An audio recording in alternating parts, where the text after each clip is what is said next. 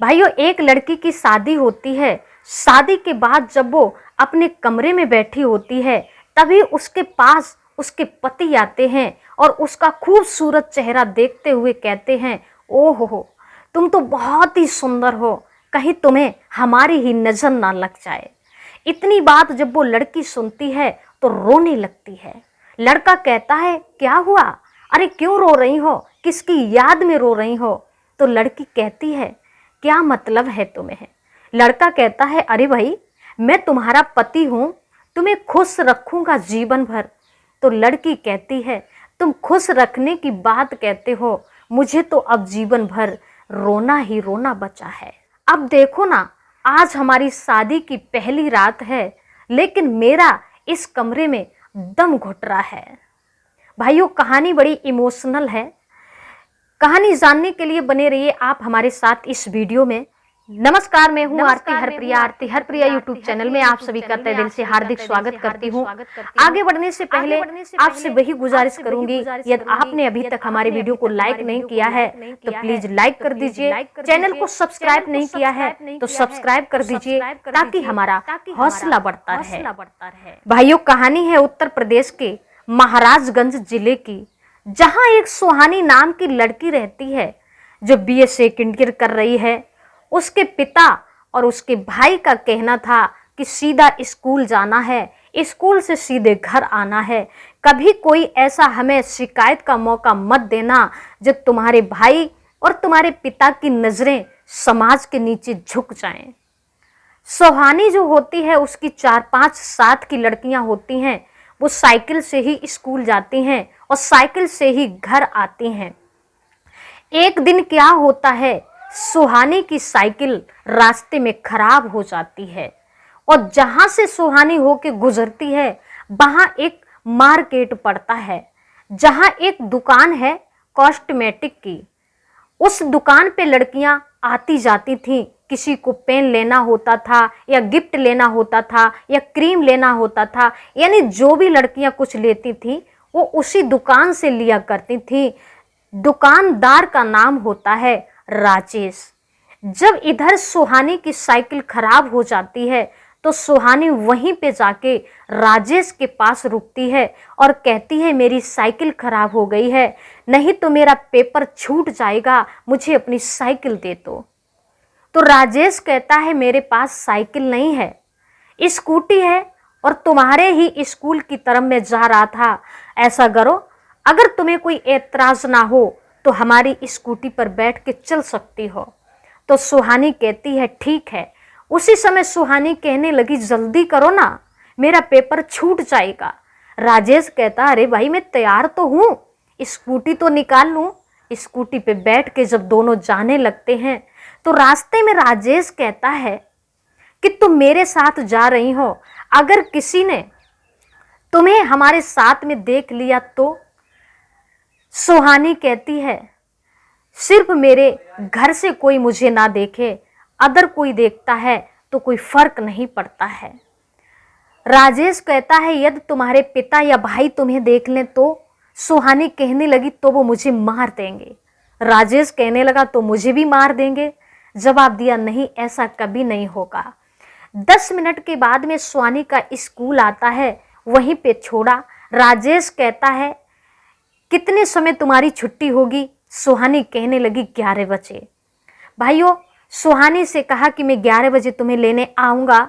सुहानी कहती है, नहीं, अब मैं यहाँ से चली आऊँगी, क्योंकि आते समय मुझे लग रहा था कि पेपर छूट जाएगा, इस वजह से तुम्हारी हेल्प ली। अब आप मत तकलीफ करिए, मैं किसी के साथ चली आऊँगी। इधर भाइयों, राजेश जब आता है, उसने 10:30 बजे तक अपना सारा काम निपटा लिया और 10:30 बजे जाकर के गेट पे जाके खड़ा हो जाता है। जब छुट्टी होती है, सुहानी अपनी संग की लड़कियों के साथ जैसे निकल के बाहर आती है तो उसने जैसे राजेश को देखा तो कहने लगा है, सुहानी, लड़कियों ने जब देखा तो लड़कियां हंसने लगीं और कहने लगीं, वाह भाई राजेश, तुम सुहानी को छोड़ भी गए और टाइम से लेने भी आ गए। अगर कहीं हमारी साइकिल पंचर हो गई होती तो क्या हमें भी छोड़ने आते? तो राजेश हंसता है और कहता है, भगवान ना करे कभी तुम्हारी साइकिल पंचर हो, अगर हो गई तो तुम्हारा तो पेपर छूट ही जाएगा, तुम्हें कोई हेल्प नहीं देगा, क्योंकि इतना समय नहीं है जो तुम्हारी कोई मदद करे।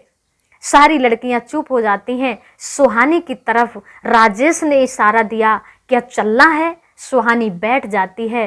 राजेश और सुहानी जब दोनों वापसी कर रहे होते हैं तो सुहानी रास्ते में राजेश से कहती है कि तुमने उनके लिए ऐसा जवाब क्यों दिया, ये क्या सोच रही होंगी? तो राजेश कहता है कि कोई फर्क नहीं पड़ता, कौन क्या कहता है, कौन क्या सोचता है, मेरे पास किसी गैर के लिए टाइम नहीं है। भाइयों, दोनों बात करते करते जब राजेश अपनी दुकान पे आ जाता है, स्कूटी को खड़ा किया, सुहानी अपनी साइकिल के बारे में पूछती है तो राजेश कहने लगा अभी ठीक नहीं हुई। साइकिल को उठा के मिस्त्री की दुकान पे ले जाता है, उधर से शिवानी के लिए चाय और समोसे लेके आता है, सुहानी को दिए। सुहानी वहीं पर बैठ के खाने लगती है।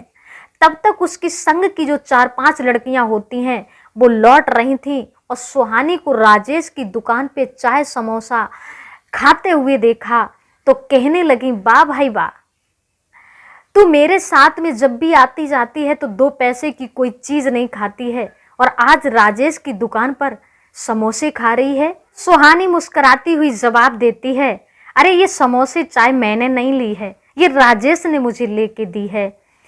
तो सारी लड़कियां जो थीं वो राजेश की तरफ कहने लगी, कभी हमने अगर पेन लिया या क्रीम ली या पाउडर लिया तो तुमने 2 रुपए नहीं कम किए और आज सुहानी को चाय भी पिला रहे हो, समोसे भी खिला रहे हो। यानी सारी लड़कियां टल्ले करने लगी, मजाक करने लगी, क्योंकि राजेश जो होता है उन्हीं लड़कियों की उम्र का था। साइकिल ठीक होके आती है, सुहानी लड़कियों के साथ घर चली जाती है। भाइयों, ये 20 मिनट का समय सुहानी और राजेश के जीवन में कितना बड़ा बदलाव लाने वाला था। सुहानी अपने घर चली आती है और अब ये दोनों एक दूसरे के सुख दुख को बांटने लगते हैं। सुहानी का जब बीए फाइनल हो जाता है तो सुहानी के पिता ने सुहानी की पढ़ाई को बंद करा दिया। अब उसकी शादी की चर्चा करने लगे। भाइयों, सुहानी जो होती है वो राजेश से मिलने के लिए राजेश से जाती है और सारी बात कहती है कि हमारे पिता हमारी शादी की बात कर रहे हैं। शादी रुकवाने के लिए सुहानी अपनी भाभी से भी कहती है, भाभी मैं राजेश से प्यार करती हूँ, मेरी किसी गैर से शादी मत कराइए, मेरी शादी सिर्फ राजेश से करा दीजिए। तो भाभी कहती है, सुहानी ये अक्सर ही ऐसा होता है, हमारा प्यार किसी से होता है और हमारी शादी किसी और से हो जाती है। हमें ही देख लो, हमारी भी यही कहानी है, हमने भी प्यार किसी से किया और हमारी शादी यहाँ हो गई। अब देख लो, जी रही हूँ जैसी जिंदगी जी रही हूँ, तुम्हें इसलिए बता रही हूँ क्योंकि मैं तुम्हें अपना समझती हूँ और आशा करती हूँ तुम किसी से ये बात नहीं कहोगी। तो सुहानी कहती है, भाभी तुम ही मेरी माँ हो, तुम ही मेरी भाभी हो, तुम्हारे सिवाय मेरा कोई नहीं है, भैया से कह के हमारी शादी राजेश से ही करा दो। तो भाभी कहती हैं, सुहानी तुम्हारे भैया हमारी कोई बात नहीं मानेंगे। तो सुहानी दूसरे दिन चोरी छुप के राजेश से जाती है मिलने और कहती है कि अब हमारी शादी होने वाली है, क्या करोगे? राजेश अपने परिजनों को, अपने माता पिता को सारी बात बताता है। राजेश के माता पिता मान जाते हैं। वो दोनों रिश्ता लेकर के सुहानी के पिता के पास आते हैं। सुहानी के पिता उन्हें पहले से ही जानते थे। कहने लगे, आइए सेठ जी, कैसे आना हुआ? तो राजेश के पिता कहते हैं, हमारे जो दोनों बच्चे हैं, आपकी बेटी हमारा बेटा, एक दूसरे को पसंद करते हैं, क्यों ना इन दोनों का विवाह करा दिया जाए। इतनी बात सुनने के बाद सुहानी के पिता भड़क जाते हैं, तुरंत आवाज लगाते हैं सुहानी के लिए। सुहानी जैसे ही आती है कहने लगे, ये मैं क्या सुन रहा हूं? तो सुहानी अपने पिता के आगे इतना डरती थी, कहने लगी, पिताजी कुछ नहीं है, ये झूठ बात है। राजेश के पिता कहते हैं, बेटा सच बोलो, मैं तुम्हारे सामने खड़ा हूँ, डरने की कोई ज़रूरत नहीं है। लेकिन सुहानी इतना डर रही थी, कहने लगी है तुम्हें कोई गलत फहमी हुई है, ऐसा कुछ नहीं है। आखिरकार जब सुहानी ने साफ शब्दों में इनकार कर दिया, उसी समय राजेश के पिता से सुहानी के पिता कहते हैं जवाब तुमने सुन लिया, अब यहाँ से जा सकते हो। मेरी बेटी है, मैं कहाँ शादी करूँगा ये मुझे तय करना है। राजेश के पिता वहाँ से चले जाते हैं। राजेश से जाके कहने लगे हैं बेटा आज मेरी बड़ी बेइज्जती हो गई। सुहानी ने साफ इनकार कर दिया कि वो तुमसे प्यार मोहब्बत कुछ नहीं करती है। चोरी चुपके बाजार का बहाना करके जब राजेश के घर जाती है, राजेश को सारी बात बताती है कि मैं पिता के डर के वजह से झूठ बोली थी। फिर राजेश के माता पिता के पास जाती है और रोती है, कहती है कि मुझे क्षमा कर दो, मैंने डर की वजह से ये झूठ बोला था। भाइयों, इधर राजेश और सुहानी दोनों वहाँ से अपने अपने घर के लिए हो जाते हैं। दोनों वहाँ तड़पते रहते हैं। आखिरकार इधर सुहानी के पिता ने सुहानी का विवाह एक साहिल नाम के लड़के से कर दिया। और जब सुहानी दुल्हन बनने के बाद अपनी ससुराल पहुंचती है, पहली ही रात थी, साहिल जब उसके पास जाता है और उसकी खूबसूरती की तारीफ के पुल बांध रहा होता है, तभी सुहानी ने अपनी गुजरी हुई जिंदगी को बताया, उसके सारे अरमानों को धूल कर दिया। तो साहिल कहता है ये कौन सी बात है, अरे हर लड़की के लिए अपनी बीती हुई जिंदगी को भुलाना पड़ता है, तुम्हें भी भुलाना पड़ेगा। उसी समय भाइयों सुहानी कहती है साहिल मेरे दिल में तो राजेश बसा हुआ है, हम तुम्हें इस दिल में कैसे बसा सकते हैं। साहिल कहता है कुछ भी सही, जो मैंने 10 लाख रुपए खर्च किए, हमारा बंधन बंधा, मेरी शादी हुई, ये सब क्या बेकार है क्या।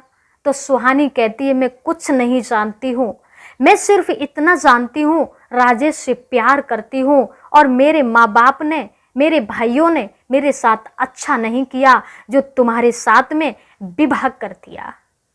साहिल कहने लगा है सुहानी अब मैं तुम्हारे पिता और तुम्हारे भाई पर केस करूँगा, क्योंकि तुम किसी और से प्यार करती थी और तुम्हारी शादी मेरे साथ में हो गई।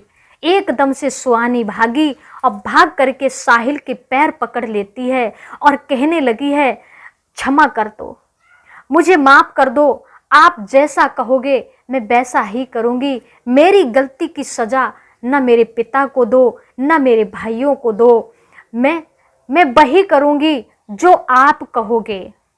भाइयों, इतनी बात सुन के साहिल जोर जोर के हंसने लगा और कहने लगा है बस मैं यही तो जानना चाहता था कि तुम क्या अपने प्यार के लिए अपने पिता और भाई को बेइज्जती दे सकती हो, उनके लिए कहाँ तक जा सकती हो। मैं समझ गया, ना तो तुम अपने भाई को छोड़ सकती हो, ना ही पिता को छोड़ सकती हो और ना ही राजेश को छोड़ सकती हो और ना ही मेरे साथ में तुम छल कर सकती हो, तुम ऐसी लड़की हो।